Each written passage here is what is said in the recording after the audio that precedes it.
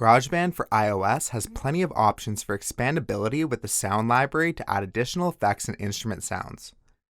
In this video, we'll cover how to use the sound library to expand our GarageBand iOS digital audio workstation.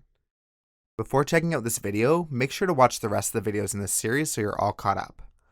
You can also subscribe to the channel and press the bell icon to get notifications, that way you don't miss any of our content on GarageBand iOS or home recording.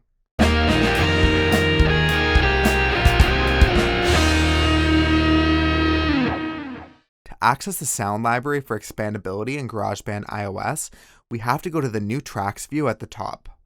Scroll all the way to the right side or just to the left of the keyboard for the sound library button. This is where we can download free instruments, sounds, and loops. Starting in the top left, we can manage our packs. This shows us all the sound packages that are installed on our device. The reason we would want to go back to this is because all these packages can take up quite a bit of space, and they can range from just 1 megabyte for some sound packs for amp simulation to several hundred megabytes for some virtual instruments.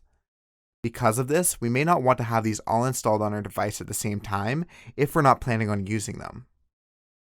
Going back to the main screen, we can scroll through some of the different sound packs along the bottom and select the ones that we would like.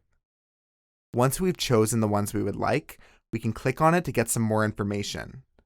For example, the Tone Collection sound gives us 22 additional guitar sounds.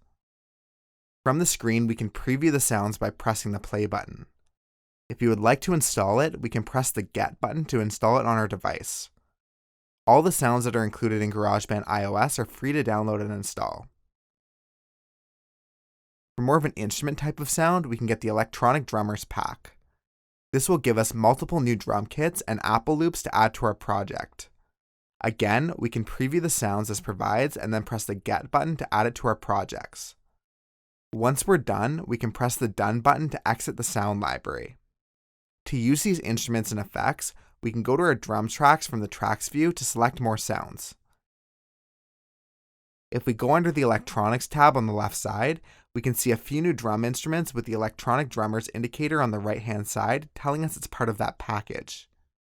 We can also see some of these under the recently downloaded drums. We can now select these like the previous instruments we've selected and add them to a track on our project. For the guitar sounds, we can open a guitar amp and then go to the drop down in the top left and change our amp selection. Similar to the Electronic Drummers package, we'll see we get some extra guitar amp sounds. We can select each of these sets on the left-hand side from clean, crunchy, distorted, or processed. Overall, the sound library in GarageBand iOS allows for a lot of expandability to get the most out of this digital audio workstation for iPhone and iPad. It allows for additional sounds and instruments that would not be able to be included with the base app due to storage limitations, and allows us to select only the sounds that we would like to add to our program.